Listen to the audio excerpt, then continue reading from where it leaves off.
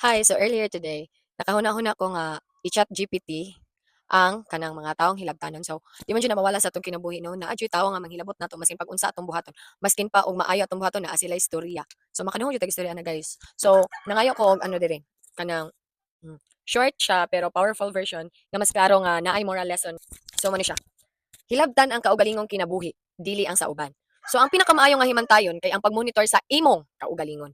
Kay kung mag-focus ka sa imong kinabuhi, mas daghan kag mahimo ug mas dali nimo makabot ang imong mga damgo. Agpang panghilabot sa uban, walay pulos kay dili man nimo sila makontrol. So in short guys, dili ta manghilabot sa atong isig katawo sa unsa man atong nakita, madungog kay wala ta kabalo og unsay ilang tinuod nga story behind that nga ilang nipakita.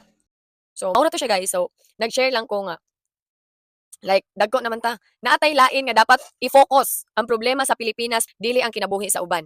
Kay wala ta nakapakaon ana nila, so dili ta manghilabot. Ha? Okay? Lagot ko ha?